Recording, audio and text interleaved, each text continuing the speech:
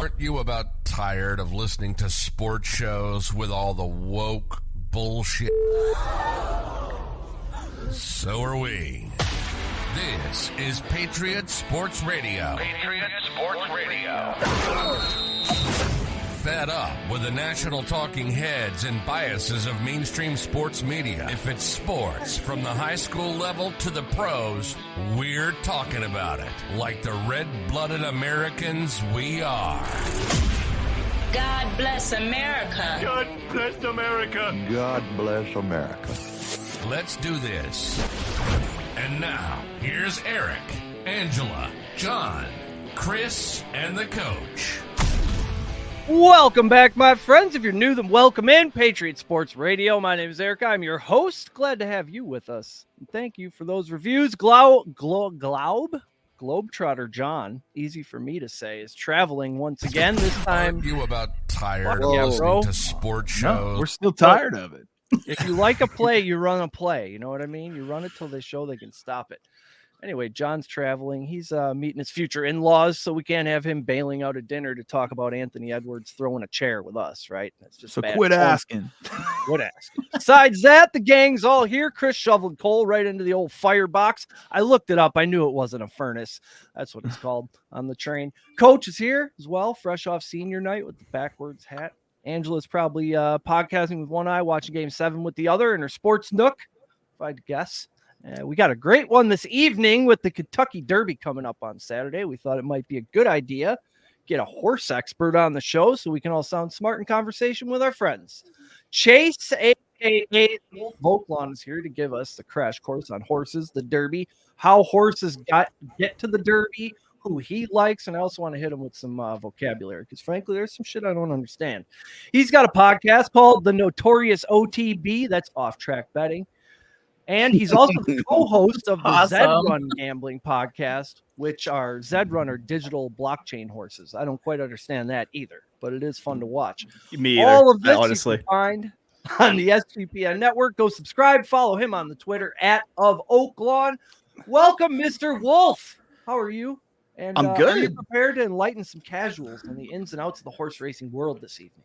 I have two young daughters, so I'm very used to explaining things at, we'll say accommodating levels. I don't want to insult anybody right off the bat. But yeah, I'm excited. Thanks for having me. I always love talking horses. And thank you for plugging the podcast always.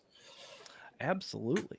We're about to get into some horse racing terminology, who's going to win, stuff like that. I don't think we even know what horses are in the Derby at this point. But first, let's just start at the beginning. What do you love about horse racing so much? What is it that draws you to this sport? Because, boy, you're involved in it. Yeah, I mean, part of it is I'm a very ADHD person. I love to just hyper focus into things. And there's just so much like data and things that you can pull and like rabbit holes that you can get lost in. And you're able to just kind of put together a puzzle. And I mean, you could do the same thing handicapping like a football game, a baseball game, a basketball game. But it lasts 2 minutes and there's another one right after it in like 30 minutes. And if you're, if you're really into it, you can literally just chase sunlight and horse racing 24 hours a day from like, the United States all the way to South Africa in the morning if you wanted to. So there's always a little bit of action, which as a DGen is always fun. And, it's just like when it came to any sort of sports gambling, it was just, my first love. It's just, like my high school Mazda Miata that I wish no one knew I had. Yeah. It's something that's either in you or it's not, I suppose. Yeah, they're running over in England at about 5 a.m. I get on those quite often. There's this site called attheraces.com that they're not so great with the American stuff, but they know some of these turfing and some of these hurdle races. Jesus, it's so crazy exciting. Like, it's one of the few things, like, when I watch it, I get so wired. Like, it's so exciting to me. I can't stand it. Watching horse races is fun. Watching people watch horse races is amazing. Just great. Totally. You want to see people at their most base primal urges? Watch them try to get their horse up by a neck. Oh my God. Yeah, it does reduce you to a caveman. Yeah. It's wild. Just I grunt. I grab my own groin for comfort just because I don't know what to do with my hands. Yes. Throwing an imaginary whip. Yeah, bruises across myself like I, graffitied something in Singapore with the racing form. Screaming, obscenities, jumping, all of it. God. The whole thing. Oh yeah. And I'll even get into exciting. I'll be the guy who boom easies the 2 to 5 just to be that guy too. I'll tell you guys what you just said. I'll tell you guys this. We have a track here in Oklahoma City called Remington Park, and I've been there many times. The whole family on a Friday night. We'll go down there. We get a table. They've got a little Bricktown Brewery that's down there. We get a table, order some plate, table nachos, and bet on the ponies. Even you have kids get into it. Genuine horse racing celebrity at Remington Park with Dylan wears the Woody shirt. The little guy that gets to take the pictures with all the horses. That's always in his Woody from Toy Story shirt. Yeah. He's awesome. His parents are awesome. I met him when I was at Remington Park. Got to take pictures with him. Nice. Yeah, That's awesome. That's a great Friday night, man. You go down there and it's reasonable. You can have a great time. Yeah. Sounds like I've never been to a horse track. I don't even know where the nearest one is. You are Wolf of Oaklawn. Tell us about this place. Where is it? What's it like? How long is it? All these things. Meghead's here. Top of the evening, Meghead. We talking about Oaklawn specifically, or are we talking about Churchill Downs? Okay. Oaklawn is actually a little bit smaller track when you can compare it to the other types of tracks that draw the same kind of competition level. It's more of kind of what you would call a bull ring, but it is still like 2 turns for a mile. It's almost like a mile oval. It's only on the dirt, which doesn't have, not having turf racing. It gets the knock sometimes, and it is just banana cream pie crazy, especially this year. Someone asked me how my Oaklawn meet was going, and I was like just looking at the past performances for a horse, and like I sent them a screenshot, and this horse had just run in the mud like 8 straight races because it's been just like wet and crazy, but they have the kind of purse sizes that draw in all the top horses from America. They have a couple $1 million races. So, it's cool, personally, as living in Arkansas, you think of like big time horse racing being in Kentucky and Florida, New York, California, but they all come to small Hot Springs, Arkansas, once a year for 6 months, and you get to see everybody, all the stars. Wow. Hey, my wife is from Arkansas, and her whole family talks about Oaklawn. Like like we go to Remington a lot because my mother-in-law literally loves it. But and she has people that she knows in Arkansas that bring their horses over and run here too. But she talks about it all the time, like how we've got to go to Oaklawn and we've got to go over there and check it out. It's an event from what I understand. If you want to see something that like is a riot mixed with like Black Friday, 10-cent roast beef sandwich day at Oaklawn Park. Yes. They roll back the clock to the like opening day, first ever day of Oaklawn concession prices, and it's like soda is a nickel. Like they run out. Like there's not enough beef in the world to roast to keep. You give Arkansans 10-cent roast beef? Are you kidding me? No, I can't do that. You can't do that and turn a profit. I know they have a qualifying event there for the Kentucky Derby. They have a derby at Oaklawn, don't they? Yeah, you have the Arkansas Derby, and we actually have like a lead up to the Arkansas Derby that all kind of accumulate Kentucky Derby points. So you have the Smarty Jones, the Southwest, which leads into the Rebel, which is the first like big one, and then the Arkansas Derby, which it used to be the last race of the meet, but they've kind of extended it out to where Oaklawn finishes on Kentucky Derby Saturday now. I wish they ended it just on the Arkansas Derby because I'm exhausted by the time that actually finally runs. But they've really, since they've invested in sports betting and built on to the casino and the sports book and everything, it's just like all the racing gets bigger. It's lasting longer. They're just, they're doing it right. They've kind of figured out how to marry sports betting and horse racing together where neither is negatively impacted by the other's presence. So is the advent of all this additional legal betting, have these horse racing facilities upgraded? Like they're just nicer places with a sports book there? Yeah, it's the states that have the legal sports betting, that have the legal sports books. Those are the ones that are kind of they're starting to like experiment and offer all these cool, like, cross promotional prop bet, cross species prop bets and things like that. And those are the places that seem to be holding on, because a lot of these places, I mean, still had to supplement, not just from horse racing. They had to be, race casinos that got their share of the rake from the attached casino. That sounds like a great time heading down there. So what are the specifications for these horses? Like, what kind of horse can even run in the Kentucky Derby? Anyone considered a thoroughbred. For the Kentucky Derby itself, you have to be a 3-year-old. It's mostly 3-year-old colts, but you do see 3-year-old fillies racing in as well. The fillies have their own version of the Kentucky Derby that runs the Friday before, called the Kentucky Oaks. Where it's, lilies for the fillies, roses for the boys. And sometimes you do see crossover. Like Secret Oath didn't run in the Kentucky Derby last year, but she ran back to the Preakness after winning the Kentucky Oaks. So you will see the two kind of, sexes of the horses, intermingle. They always take a lot of hashtag girl dad money when they show up in these races.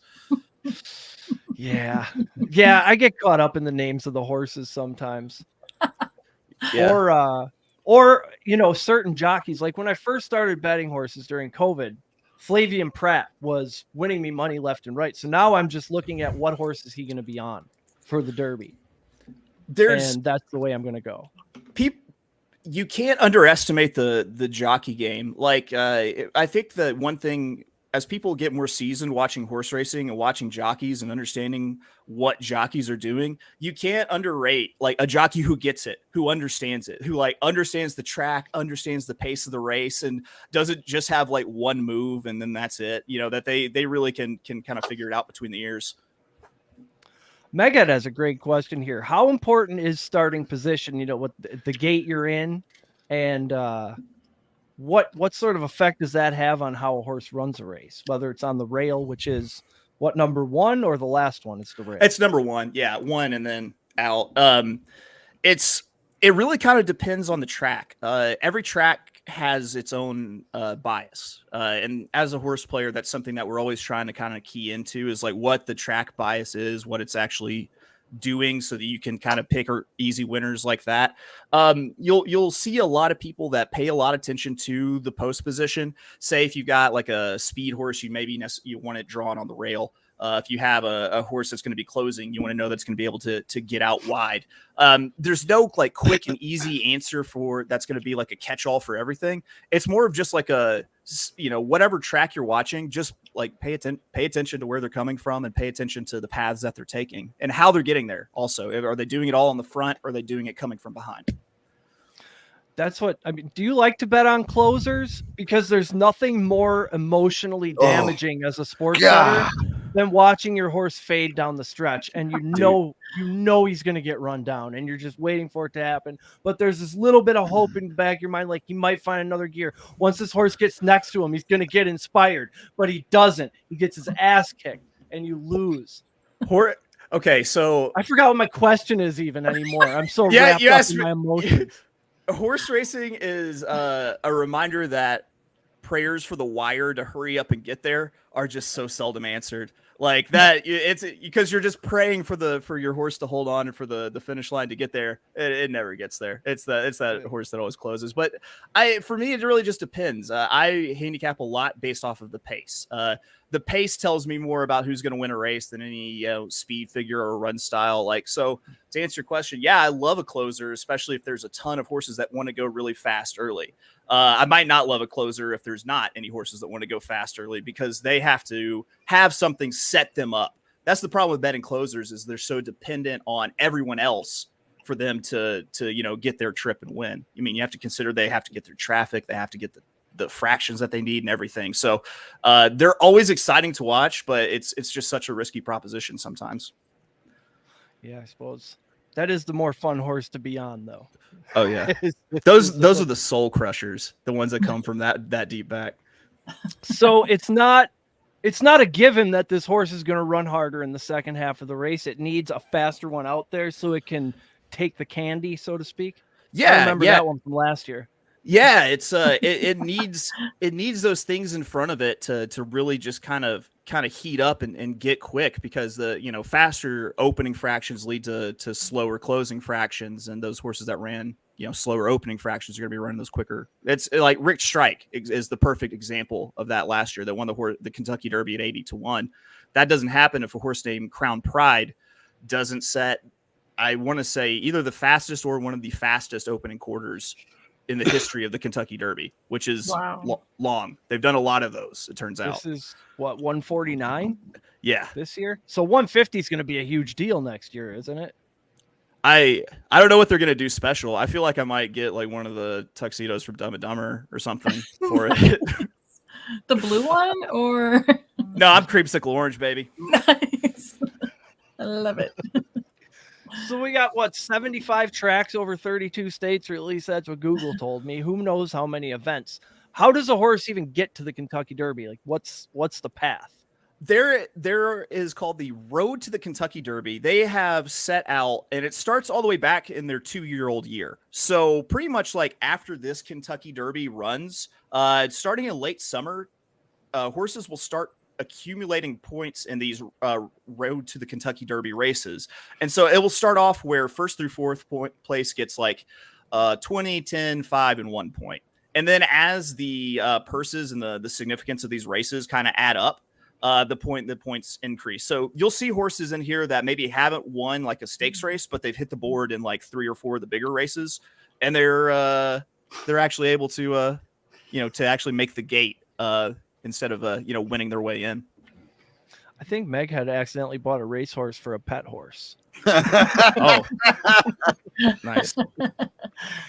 Angela, you said you had some questions. I'm hogging the guest with all my horse racing inquiries.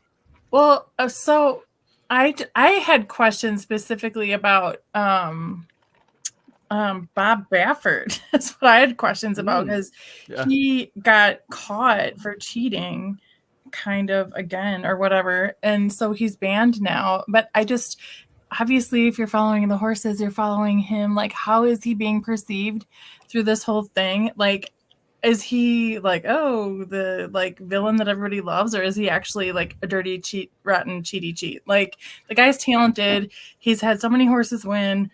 Obviously, like, you can't dispute that. But is this a case of where, like, I'm just dying to know if somebody has any inside information about how this works? Like, if you're not cheating, you're not trying, and he's getting caught, or is he sneaky? I mean, he's come up with every excuse under the book or in the book for all of his previous stuff. But I mean, how do you not? He's hard not to love because he's right. So and that's exactly the yeah.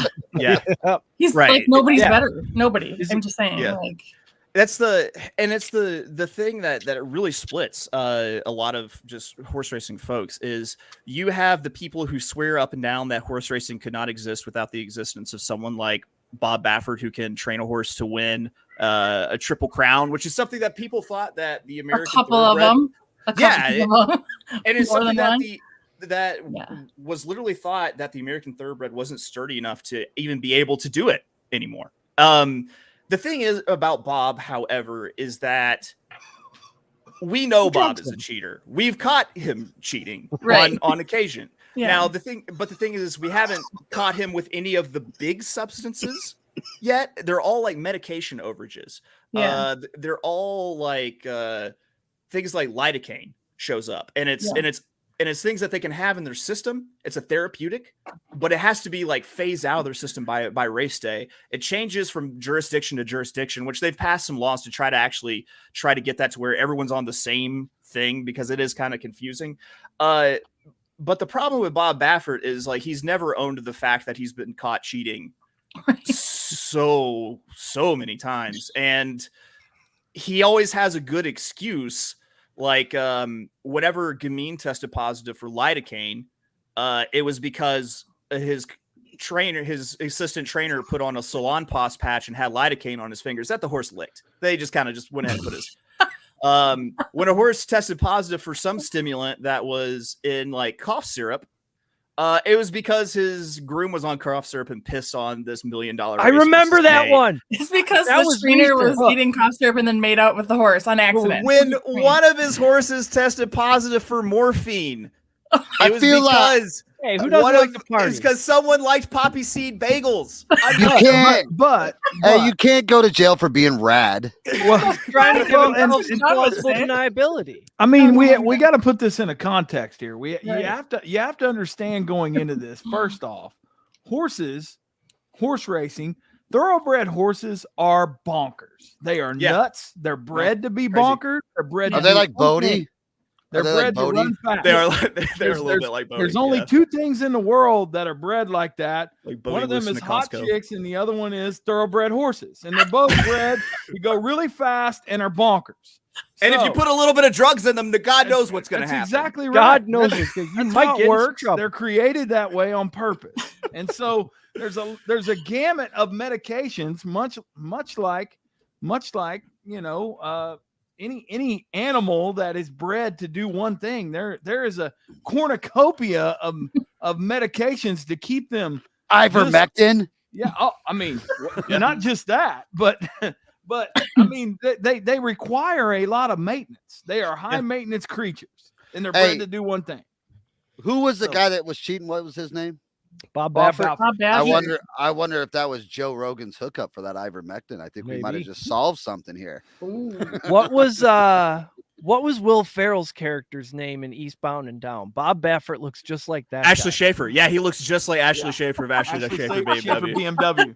It feels it down in his plums. Yeah. That's awesome. He's just a stereotypical billionaire. Yeah. He also, like, if he ever, used some of this stuff that people accuse him of putting in his horses, like, he would look like Ric Flair. Like, he would 100% would look like, he would be that silver son of a gun for sure. So here's the question though. So he was banned, like last time I saw, like I heard like last time I saw he was not able to be part of any of this till mid-year this year. But then I saw something else that said it was like a 2-year ban.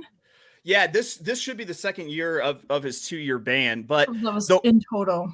His horses that he had under his name, they had a certain deadline that if they were going to run in the Kentucky Derby, they had to move barns. And so what happened was the Bafferts turned into Yak Tafferts with Tim Yak-Teen, who is a longtime assistant who does his own thing. So essentially, like, it's just a change in name and paper. Like, it's a good indication of just how toothless horse racing can be sometimes. Because you can shoot snake venom into a horse, pay $200 and be good to go. Like, the fines are antiquated and everything. It's a little bit crazy, but it's like my fat brother. I can make fun of it because I love it. So is he? Gonna how come back? banned is he? He's like 70. Like, is he done now? Or is he just going to be done? Or is this like he can do this until he tips over? I think that he is the kind of arrogant, driven person that I watched for like 10 episodes on The Last Dance, that like he's probably going to come back and try to prove everybody wrong, and that he was never a cheater and everything. And that seems to be the likely way. The races at Santa Anita at California this winter, because he can still run there, he just can't put him in these Derby races. Mm-hmm. Just good luck. Like, he's winning at like 40%. Like, it's absurd. It's absurd to watch sometimes. We hate him because we ain't him. Ain't that it? That's pretty much, yeah. So I have a question for you. So you also frequent the quarter horse season out there, or are you just straight thoroughbred cat? I really enjoy watching quarter horse. I've never been to quarter horse season at Remington Park, but I would really like to check it out, because one, they have big quarter horse races, and two, like, that's just fun. Like, absolutely. That's crazy stuff happens at quarter horse races. Yeah. It's all this crazy things that happen in regular horse races compacted into like 250 yards. Did you ever do a quarter horse race at a party? Do you guys know what that is? I'm guessing it has to do with quarters, right? Yeah. 2 people line up. You have a cup at the end. You pinch a quarter between your butt cheeks and you run, and you have to drop it. Whoever does it first wins. What kind of parties are you attending, cowboy? Hey, wow. I played ultimate frisbee in college. I'm the we did it with quarter-horse a disc. champion. It was called a land shark whenever we Oh, did flip. it in Ultimate Frisbee. Man, wow. Well, that's a nice We actually segue had a into- bracket. Like you pick a bracket, and then you all Eric's trying to get out of this segment so fast. bracket. It was called a $5 porpoise when a lady did it. $5 in the pot. Could be a lot of money if you have a lot of people at your party. I'm just saying. That is off a the lovely rails. segue into horse racing vocabulary. First off, what is a derby? What's different about a derby from just a regular card of races? A lot of people wear big hats. Mint That's juleps. number one. Yeah. With the derbies, there's usually like a state affiliation, like the state racing association. It's like their premier race, and the purses are higher. And then if they fall before the Kentucky Derby, then they're usually going to be involved in the road to the Kentucky Derby points race. Okay. How far is a furlong? A furlong is roughly, I believe it's 2,000 meters. I think. I might be wrong. Nah, that sounded sure. I might be What wrong. is it? What does it mean for a horse to break 0.125 miles. 0.25 miles, quarter mile. 0.125. Well, they're 8 furlongs to a mile. I know that for sure. Boy. So I converted that is fractions true. to decimals really quick there. I don't know why. yeah, so 0.2. Yeah. Okay. Yeah.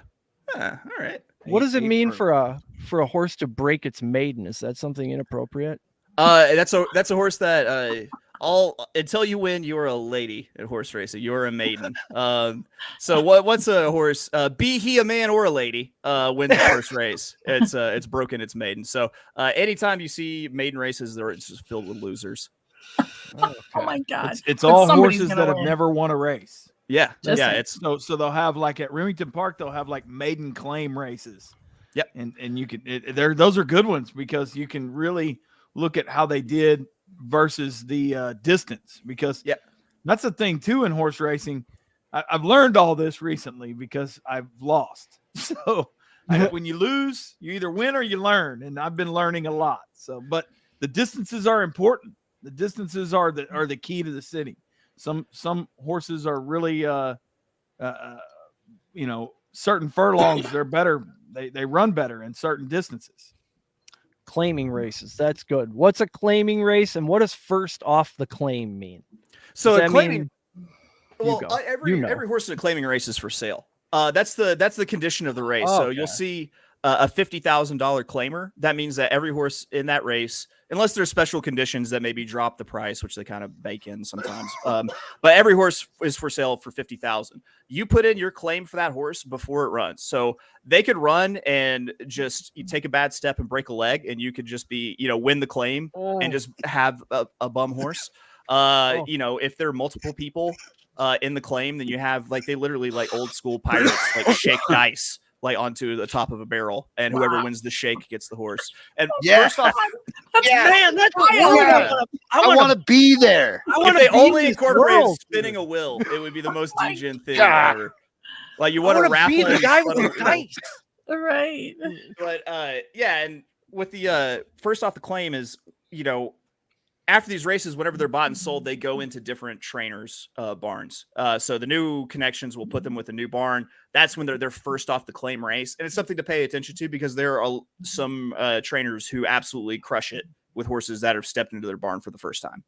I noticed these horse handicappers, they're always fired up about a horse on its first run out of a new barn. There are specific ones like Robertino Diodoro, who he does a lot of work at Oakland Park, but he's all over the country. Like you'll see him, he's got a string pretty much everywhere. Who he's just a master of the claiming game and picking these horses up. And it's just basically like the stock market for him with racing involved. So there's certain barns that you can look at, like, okay, they just bought a horse. This one's likely to win its first race. Okay. This is what I need to be researching. I'm researching some of the wrong stuff. I also auto bet horses that they say have blinkers on for the first time. What are blinkers? So blinkers, it's like they put a hood over them. They kind of have like a holes cut for the eyes. And then they have these little cups that just progressively, and there are different variations for how big they are, but it limits how much they can see their side. So they can actually just look pretty much straight ahead. What they hope it will do is kind of maybe focus a horse that the craziness of the gate break is a little bit too much for it. Sometimes people say we'll give the horse a couple extra furlong or a couple of extra lengths of early speed. I've tried that for a couple of teenagers in my house. That does not work. It doesn't work. I figured blinkers so they focus. I trained XFL Jim as a horse a couple summers ago, and I put blinkers on him, which means I just pulled his sweatband down over his eyes, and he still has scars from where he ate shit on the track. Wow. XFL Jim is the king of internet content, and you cannot convince me otherwise. I cannot wait for you guys to see the video that he's dropping tomorrow. Oh shit! Are you guys going to the expo? Nah. I don't know. Actually, I have no idea what you're talking about. What are we talking about? The Fantasy Football Expo in August at Canton, Ohio. No. I'm not. Be a lot cooler if you did. Yeah, we'll be there. They're scratched. What? We're gonna get a big fat Airbnb and just everybody's gonna hang out and party. But the SGPN is sponsoring the party, the main party, and then we're gonna have an after party at Friday night Airbnb. Yeah. I talk about horse racing. They forget I exist sometimes. It's cool. It's called the Castle in Canton, and it's like it's like 10 bedrooms. What? Oh yeah, it's big. Okay. It's fat. Elio's coming. Everybody's going. Dude, you get Chris involved in some shit, and you're going top tier all the way. Well, that's Jason. Commish is like that too, and his wife's an attorney. So he's that's like, the difference between him and I. If you're going with me, we'd be riding in the back of the U-Haul. Comfort in, baby. Yeah. You riding with Coach, you might go to jail for immigration. That could happen. That could happen. You might be in the back of a U-Haul with a polka band. Yep, about to get scratched from the weekend. Now, I know scratched means a horse is eliminated before the race is run, but I don't know why. What are some reasons these horses get scratched? Sometimes I see it happen as they're entering the gate. They just pull the horse. You have usually early scratches that are going to be either prompted by the trainer or by the on-track veterinarian. So they will either look unsound and they'll decide to scratch it. The veterinarian will decide the horse just doesn't have it, or maybe like they've been watching the races and there's a track bias. They don't think their horse has a chance to win from the rail, so they'll scratch it out. Anytime it's at the gate, then something berserk has happened, like a gate, horse is like flipped over in the gate. It's got, bucked the rider and it's decided to live its own truth, and it's just gone. And so it's a little bit of everything. The biggest concern is just like we have such like a horse probably wouldn't. A horse vet put Tua back on the field or not? God, I mean, probably not, based on what you're saying. They're more careful. Yeah. I'm telling you right now, there's some drugs that would get him right back out there. I'm just telling you. Does a Saudi sheik own Tua? Because a Saudi sheik owns a lot of horses. Man, people don't understand. These animals are nuts to begin with. Yeah. They're nuts. They have to have like drugs to make them regular. How would you like $1 million just nut bag animal? That's what they are. They are bonkers creatures. If there's a vet, if there's a vet looking at them before the race, then this must be a real ordeal they go through when they run a race. Like it's a lot from pulmonary things. The medication Lasix that they give them, they will run so hard that they just start pouring blood out of their nose and mouth. Yeah. It is. Yeah, that's the right facial expression because it is as grisly as it sounds. There's all sorts of just like things like therapeutics, like you would give any other normal animal, like ibuprofen. Yeah, man, it's a lot. They could take a bad step, just one bad step, and get the wrong kind of fracture, and unfortunately, they have to be put down. It's just we get a bad rap because we're gamblers for being concerned about our money. A lot of us really do love these animals and never want to see anything like that happen. No, absolutely not. Well, down to business. The fixed odds are out for the Kentucky Derby. Does that mean that we know who the 20 horses are? It will be set more than likely like the night before. You might have a horse like Spike a Fever or something. That's how like Rich Strike wasn't in the Derby 24 hours before the Derby. So they'll have 4 alternates. So right now I think they have 24 that they're considering for the gate. You'll probably end up having like a defection or 2, or maybe like a last minute thing. So we're pretty well set, but there still could be some sort of madness. You ever get one of these 4 who's in waiting, try to tamper with a horse who's in? Just like kind of get some, like you said, your boy Paco on the inside and have him shank somebody kind of thing? Or Sneak in the barn, maybe tap a knee. I wouldn't be, dude, as much as you get paid to win one of these races, I would not be surprised if there is a horse, Jeff Galooly, who's been just extensively trained out there. There is. I heard a podcast about this person, but I forgot most of the details. So I'm not going to go any further into it. It might have been Remington Park a couple years ago. There was a guy who was just stabbing other people's horses. Oh my God. Monstrous. So just crazy things. Like he was a disgruntled ex-employee or something, but yeah. People are crazy. Man, the main takeaway, I buried the lead here. People are nuts. Nothing worse than a disgruntled ex-employee. If you have a weird guy at work, just say good morning to him once in a while. Let him know that when the day comes, you aren't going to finish. And get on the front end of it. You can be have kind to the weirdos. Yep. When they fire him, you're on his. Oh man, these motherfuckers. Hey guys, lock the door. What kind of ponies are you looking at to be running up front? Is this a closer race, or what kind of track are we looking at? We're looking at, I think for this Kentucky Derby, we're not looking at another Rich Strike sort of situation. I think that we are looking at a situation where we're going to have really cold opening fractions where we don't see a bunch of horses really send and try to get out to the lead. And when you have that sort of thing, it naturally just plays to horses that are going to be out in front because they get to pick their own path. They get to control the pace. You can kind of, as they say, walk the dog out in front, and you can run as slow as you want to have plenty of energy left because these horses are going 1.25 miles. That's a lot further than a lot of these horses will ever go again. So, being able to control the pace and everything, I think you're going to see a more traditional run style. Any mutters? We got any mutters in there? You have plotters. It literally, they're always plotters. There are always plotters.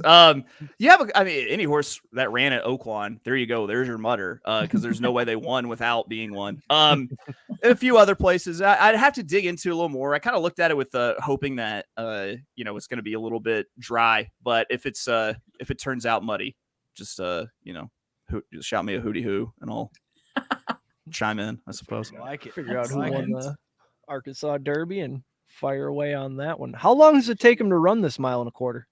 Oh, I think it ends up, they say it's the most exciting, like 2.5 minutes in sports. Like it's going to be, you usually say about, I think 12 second of furlong is like the traditional like workout clip. So we're going 10 furlongs. Yeah. Whatever that math is. I went to Arkansas public schools. So awesome. Good enough. So, you said you got notes. You've been doing your research. You've been following this so long, you can't believe it's here. Who do we like and why? So, I was all over this horse for the Breeders' Cup Juvenile. It's a horse named Forte. It is now the favorite at 2-1, and I am staunchly against it. I think we got a weak favorite in this Kentucky Derby. You actually did a lot of like really good foreshadowing without even realizing it, because this is all about pace, and there's not going to be enough pace to set up Forte. Forte is a horse that needs to come from a little bit further off. So I'm drawn to 3 horses that are all 12-1 and above for Kentucky Derby. Now we're talking. Nice. You really think I was going to show up and be like, I like the 2-1 chalk. I got a good 4-1 for you. God, SGPN doesn't let you work there if you bet plus 200 horses. Right. Yeah. That's pretty much it. It's a wrap. The first one is, this horse is a little bit of an unknown because it's only got 3 career races, but it managed to make the gate. It is a 15-1 horse trained by Todd Pletcher, Kingsbarn. This one shipped into the fairgrounds in Louisiana, won the Louisiana Derby after running a pretty good race down in Florida against a good competition because they're having their championship meet. Owned by Spendthrift. It's got the pedigree. It's by Uncle Mo, who, a horse that's run a classic distance, won a classic distances, has offspring that have won a classic distances. It's out of a Tappet mare, which is just a name synonymous with distance. So that it's got the blood to really, the blood and the wind in the lungs to really handle it. Another one I like is the 12-1 Verifying. We talked a lot about Bob Baffert. like Brad Cox is getting ready to be that guy next. Like he's the next guy to be kind of on top of horse racing. If you just look at what he's done through the Breeders' Cup over the last few years, it's just kind of a changing the guard. It's only a matter of time. He's got one Kentucky Derby winner, but that horse's name was Mandaloon, and that was given the Kentucky Derby months and months and months after it actually crossed the finish line when they DQ'd Medina Spirit for the drug overage that occurred in that Kentucky Derby. Yeah, So, I'd already made my withdrawal by then. Yeah. Sorry. Not a dime back. That has Not people a on dime Twitter back. threatening to sue people and go on MSNBC and stuff. That actually happened. 12-1 for verifying this Brad Cox horse. I mean, this horse just deserves to win. It's a little bit of a hanger though. Which, I mean, if you like horses to finish second and third a lot, then you say it's a knockaround horse. So if you like horses to win, then you call them hangers because they finish second or third a lot. But it's going to be one that's going to be out there like running. Hairdryer City. Yeah, I mean, you hate seeing your hanger. You just you watch the race and you're like, how did the horse not pass? Why didn't you pass? And a lot of it is like, these are pack animals. Do they have the mentality to actually go out and lead? Yeah. As Coach said, horses be crazy. The other one I have, and this is actually probably who I'm most hype about here, is Derma Sotogake. 12-1. Japanese horse? Is a Japanese horse that is the winner of the UAE Derby. Do yourselves a favor, go to YouTube, search UAE Derby 2023, and watch this horse just house the rest of this field. The jockey on that horse just did not even move his hands until the end of the race, and he just kind of gave it a light shake, and that horse was gone.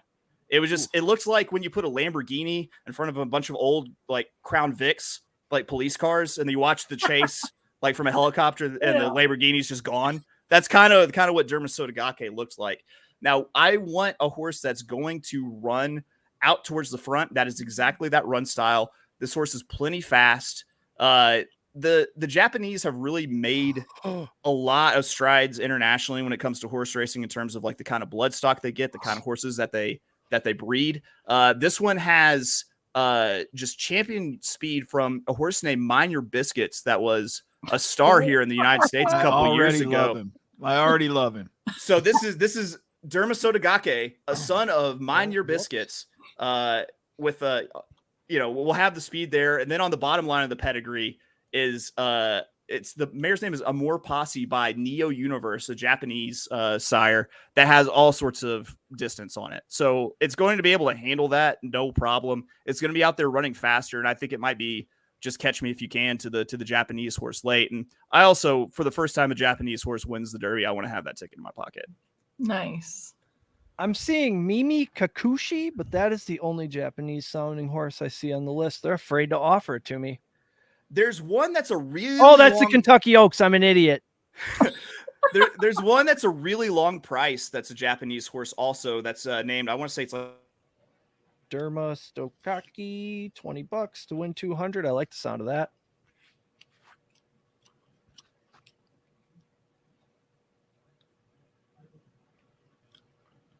Okay, I'm unfrozen. Or you guys are unfrozen? No, I think he's frozen. He's frozen, not us. Frozen? Yeah. No. We're good. Oh, just the wolf is frozen. Okay, now we've gotten to the bottom of it. Shout out Cannon Bloom Pharmacy with an F. We got there. Where's Heavy Steps? Yeah, I just texted Heavy Steps for you, Meg. You want to jump into real quick, just real fast. Meg had said that the Detroit Lions just won everything with that draft. There he is. I was just about to text you that you froze. He's back. Sorry, Attack of Arkansas Internet. It happens at least once a live stream. Pretty much. That's awesome. Meghead was hinting at this earlier. How important is gate assignment and starting position? And in the Kentucky Derby itself, it can be very, very important because you have 20 horses breaking from the gate. That is like the beaches of Normandy whenever they open up. There are just limbs and people flying everywhere. There's also things like the number 17 has never won. Interesting. It's going to happen eventually, but it's never going to. The horse's odds are always going to be a little bit better because the horses no one's ever won from 17. You really want like a horse like Dermasotogake that I think is going to run out towards the front, or any of those horses I mentioned. I want them drawn to the inside. I might not be as crazy about them if they have to clear 19 horses to the inside of them to get to the lead on the rail, because that's really what everyone's fighting for, is usually just the rail position on the lead. So that's the thing is, I have these horses. I also will guarantee you that I'm going to change my mind about 10 times between now and next Saturday. Because that is more distance if you have to move out, move back in. Like, you're running additional feet. And when it comes down to like a nose, that counts. Will is here. How you doing? Rebel Will? Native, what's up in the chat? Hi, long time listener, first time caller here. Just had a question for the panel. I love this show. Just have a quick question for the panel. So I have a daughter. Her friends were over the other day, and one of her friends, I enjoy her family. They're great. Okay. She told me that her dad loves Bud Light, and now I don't know how to face him at the next function. Could you guys let me know? I'll hang up and listen for your response. Thank you. Oh, you just go ahead and cut that relationship. Yeah. There are so many friends in this world. Why are you putting your daughter in a corner like that? Just pick a new one. Yeah, I mean, there's pick a new daughter. Just get you a new one. So funny. Grab the batch and get you a new one. Demeanor was so funny. Joe Biden was just talking about the children of America are everybody's children. Okay. Grab you another. Back to sports. Right. Back Takes to sports. horses, anyone? It takes a village. So post parades. What can you glean from a post parade? What are you looking for? How much does it tell you? Because I watch these horses walk and trot around like I know what the hell's going on. Just look for a horse that like definitely has like just a little bit of meat on its bone. It's got a little bit of like muscle tone to it. If you see a horse that looks like it is run through a car wash, it's almost like just foamy, lathered up, sweaty. That's a horse that you don't want any part of, because it's nervous and it's expending all of its energy right there with all the energy and endorphins that it's with the nervousness. And then just kind of overall soundness. If it looks like it's stepping weird, I mean, it might be because you notice that it's got a bum leg and no one else did, and it might be a good time to kind of move on to something else. There's all sorts of little things that people have, like, okay, are their ears pricked? Are they nipping at the pony? Whenever they are walking next to the pony, are they kind of like dancing out where they're walking like sideways? Are they lagging behind it? They're all these, it's like ultimate algebra. There's so many ways to answer horse racing, and like everyone thinks that they've got the way. And I'm here to tell you that I do. It's just me. I'm the only one. Yeah, I try to watch how they interact with the pony. Like, if I look for a chill horse, like a horse who looks like he's been there before, basically. I listen, my anaconda don't want none if you ain't got buns, son. That's my sprinters. I love sprinters with big old fat badonkadonk booties. Okay, when you say sprinters, what distance you talking? I'm talking like 5.5 furlong? 6 furlongs out. Well, 5.5 too. Anywhere up to like 7 furlongs, 8 furlongs, depending on if it's one turn or not. Okay. Like 8 furlongs is about where they traditionally start calling it a route, because that's where they start going 2 turns. But it's kind of just depends on where you are. Interesting. Is there anything? Did they bet on the song? Like if they bet on the national anthem at the Super Bowl, do they bet on how long the song runs? Oh my God, I wish you could. I would in a heartbeat. Absolutely. God. Why don't they? Why just be camped outside of like the Louisville marching band practice center for just like months on end, timing my old Kentucky home. Right. Oh, they tear up when they hear that. Are there some crazy prop bets we can get on, or is it pretty much just straight winner? Straight. Exactas. You can't bet on like how many leader changes there are, or none of that. I would feel sorry for the person who had to figure that out at the end of the day to pay out tickets, just with the craziness of the break and everything. You just used all these big words. Will you explain them to you? You were like exacto, de facto, on the silk side of whatever. I know an exacta is when you pick first and second place. Oh, like you hit a boom boom. That's got to pay big. right? And then you have much better odds for that. So you have win, which is to finish first, place to finish second, show to finish third. If you bet a horse to place and it wins, you still get paid. If you bet a horse to show and it finishes set first or second, you still get paid. And then your exact is you're trying to get the first two in order. Then the trifecta, first three in order, superfecta, first four. And here's something I learned the hard way. When you're betting exactas and trifectas, you box it, which means you bet it every way. These three horses finish in any order and you win, because there's nothing worse than betting like 1-5-7, 7-1-5, and it finishes 7-5-1, and you nailed it, but you're out of luck, and it would have just cost you $2. So tell me this, like, what if I bet the 4, what kind of odds should I expect to have? On which, do you see a name? And I can tell like you. The superfecta.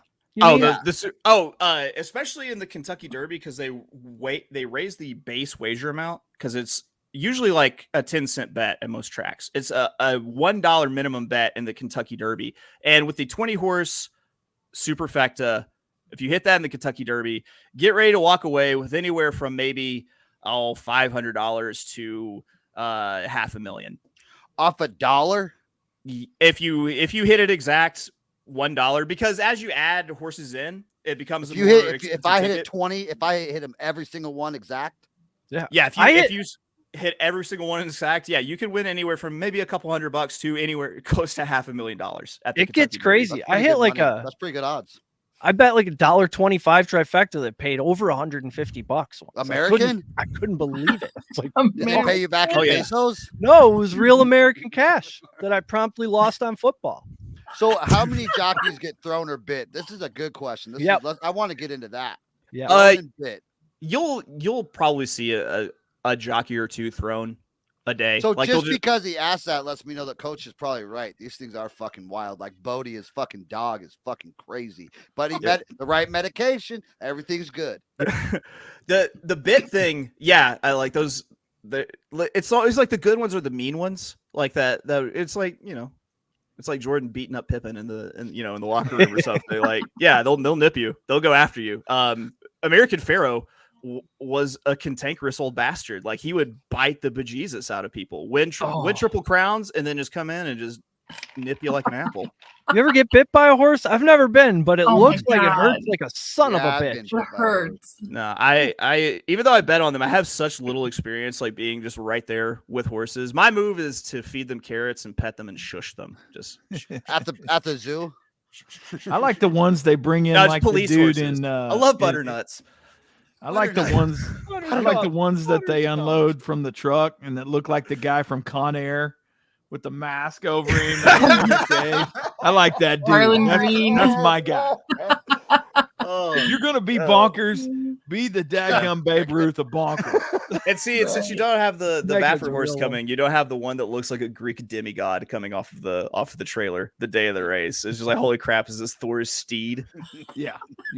No, I want one that maybe is chewing his own leg and foaming, and that's the kid I want. I've seen this twice now. And one was a horse. I can't remember its name right now, but it was one horse and another one that were in these races. They're going down the stretch, and like, you think the one horse is going to pass, and then it just kind of rears up, and you just see like the chomping start, just like, and it bit this other horse's ear while they're running like 30, 40 miles an hour. Mike Tyson, that motherfucker. Like, I got you, homie. And the comment line for the race, the next time they raced in the past performances for the horse that got bit was savaged. Savage. Holyfield. That's my Holyfield. Owned. Yeah. This sport is hilarious. Like, it's so funny. Like, all just the random crap. And so I love it. I love it. Animals, mate. Hey, animals are such a wild card. You guys got to come down and go on a Friday night. I'm telling you, man. We'll get absolutely. Get the burrito We've never basket. done that, Chris. Yeah. Hey, we should have done that before. Oh, I know, man. Hey, and it's every daggum Friday during the season. We can hit it every weekend. It's awesome. It's a great night. I take the whole family. Kids run amok. Dude, and then when they amazing. get tired, I'm like, here, it's $2. Pick the one you want. Yeah. I used to work for a liquor distributor and have to go to Oklahoma City for work for a little bit. And I like couldn't get any of my coworkers to come to like watch horses run in circle with me. Like, so I was like, all right, I'm going to the track by myself. I'm proud to report that the next time I went to the track, like months later, after Christmas, when I had to work in town, the lady at the betting window still remembered me. I knew that's what you were going to say. I've met enough awesome. Oklahoma people now where that's just how they are. That's just it. Yeah. Right. That's cool. Like, It's a different, when they different say that place. yeah, you meet them, you talk to them, they hear what you're saying, they remember what you're saying. They actually genuinely care. Great people down there in the Panhandle State.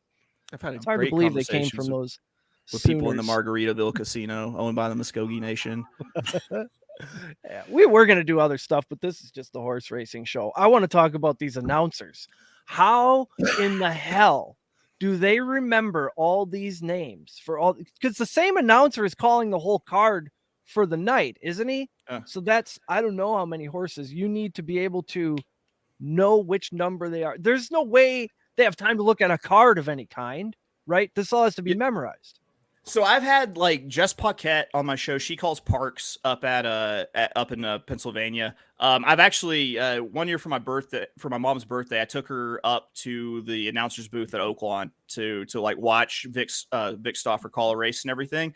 And I really think it's just like the answer to the question is like, how did you do your best to pass your high school math, Spanish test? Like flashcards, like all of that is game. Like I've seen a couple different ways. Like I think Jess does like flashcards with like, here's the name, she flips it over and it's the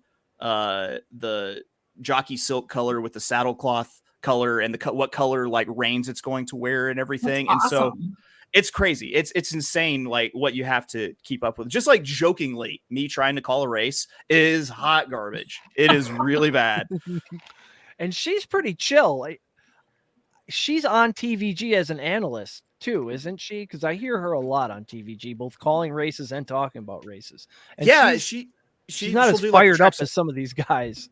Oh yeah, she's like the trackside report. That lady is my personal hero. Like I've got a bad back. Like I've had like a couple surgeries, I've had a fusion. She like got tossed from a horse and they had to like take like an inch off of one of her vertebrae. And she just ran the Boston Marathon.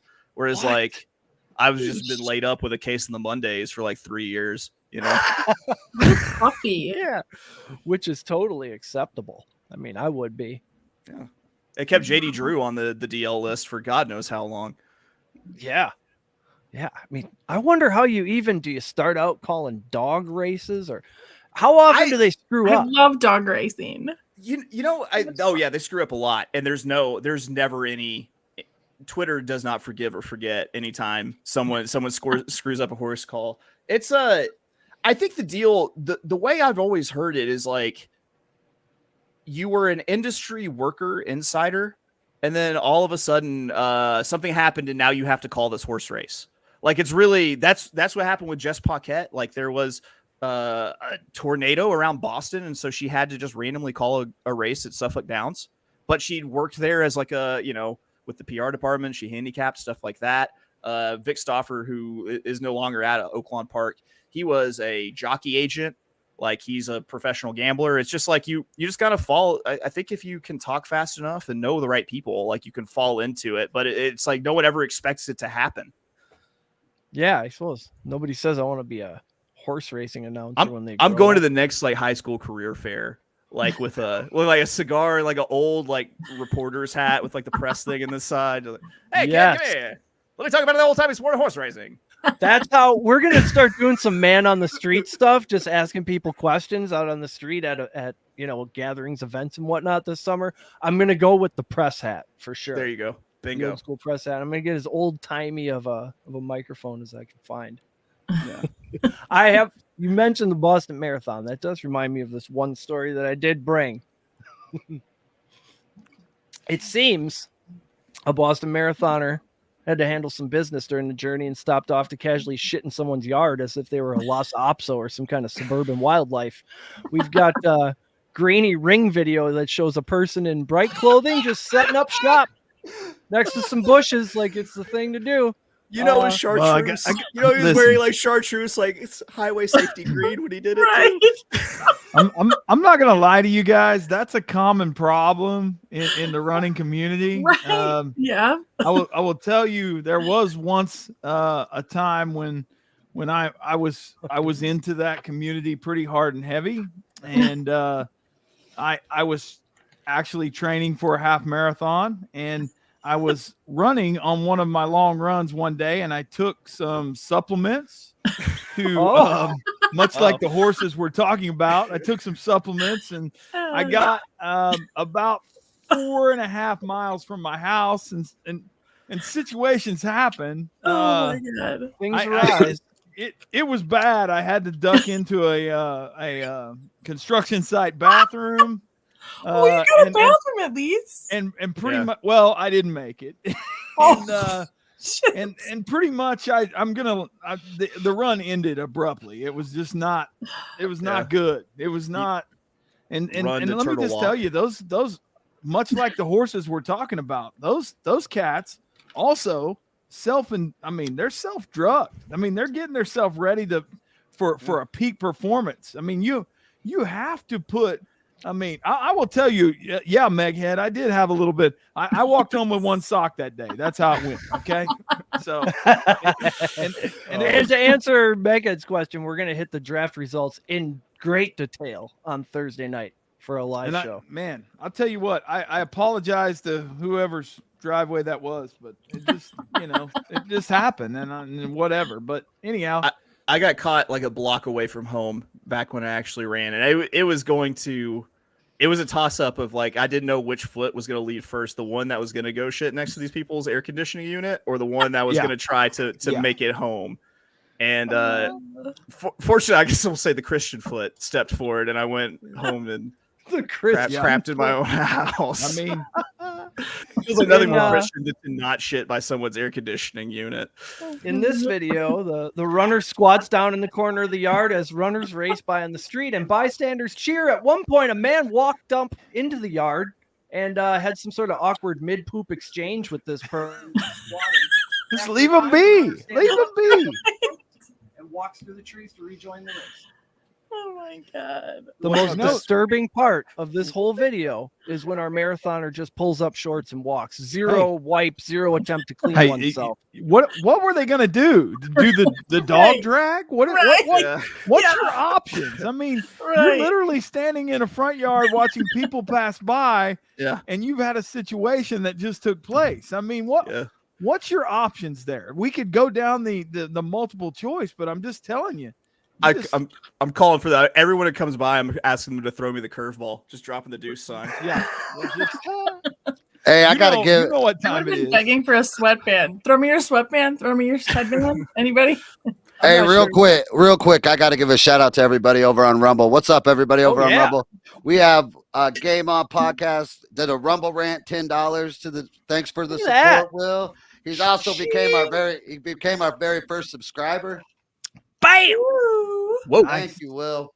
We appreciate you. And his Rumble rant is, God bless, this guy just here to stir the pot. We love you, Will. Caught my son drinking a Bud Light the other day. Where did I go wrong? Nothing. I just love him. But it is shitty beer, and he might have an issue, so we might have to do an alcoholism test. In that case, you might want to do an intervention. This is a Reddit post from a previous victim. Evidently, this is just a thing they do. This person said, when I lived in Natick, Massachusetts, we had a marathon route go right down our street. We were basically the first house with tree cover and a backyard. So we had a lot of runners and a couple of non-runners take the opportunity to shit in our yard. Not much we could do about it, but take a shovel and fling it into the woods. They were all hidden from the street, but we'd be in the living room and someone in bright colors would trot in the yard, plain view, and subtle as a brick through the window, they'd shit in the yard. There's nothing. There's nothing in this world grosser than a portable crapper at a 5K or a marathon. Oh my God. There's nothing getting used more. There's no gas station bathroom in America getting used like that. So one of my best friends, his cousin was driving home to like southeast Arkansas or southwest Arkansas. It was all like pine trees and stuff. Had to drop the deuce. pulls off on the side of the highway, tears into the woods, apparently has toilet paper with him because this is a common thing for him. Finds a spot, takes up the position, looks up, and he has run too far and into a public park, and there's a family just enjoying a picnic. Previously enjoying. Just like mid-serving a potato salad, just like, Happy Labor Day. Merry Christmas, Clark. Yeah. Full. All right. All right. Well, Good that's stuff. as good a place as any to call it a night. We got to go do Patriots and Petticoats. Still subscribe to that, too, while you're subscribing to things. Thank you, everyone, for listening. Downloads and the reviews mean a lot. We appreciate every single one of them. Thank you, Chase, for joining us. This was so much fun. My face hurts. Tell the people on the internet where they can find you. You can always find me being abrasive on Twitter at @OfOaklawn. Follow the show, the Notorious OTB on the Sports Gambling Podcast Network. It's at Notorious_OTB. We've got a giveaway contest right now. I'm giving away a commission painting I commissioned of Bob Baffert when he got wrecked by Authentic in the Kentucky Derby Winners Circle a couple of years ago. All you have to do is leave a review for the show. You'll be entered to win. We'll draw on Belmont Saturday. I'm in. That's awesome. I'm on the scale a little bit. Head over to PatriotSportsNow.com for all of our latest goings on. Follow me on the Twitter at PSR Host Guy. Follow producer Chris at PSR Producer. And whoever has our account, give it back. Just type Patriot Sports into the search bar. You'll find it. Until next time, be good to each other. Chris, kick the outro music. Yes, Thursday, Meghead. You're muted. Sorry. Yep, Meghead. We will be diving into the draft on Thursday, brother. All the way in. You've been listening to Patriot Sports Radio. If you're sick of all the national talking heads and biases of mainstream sports media, like we are, this show is for you. We hope you enjoyed it. Make sure to like, rate, and review. And we'll be back soon. For more content and merch, hit up www.patriotsportsnow.com. Find us on Twitter at PatriotsPod, on Instagram and Facebook at Patriot Sports Now, and on Getter, Rumble, and YouTube at Patriot Sports. Take care, and we'll see you next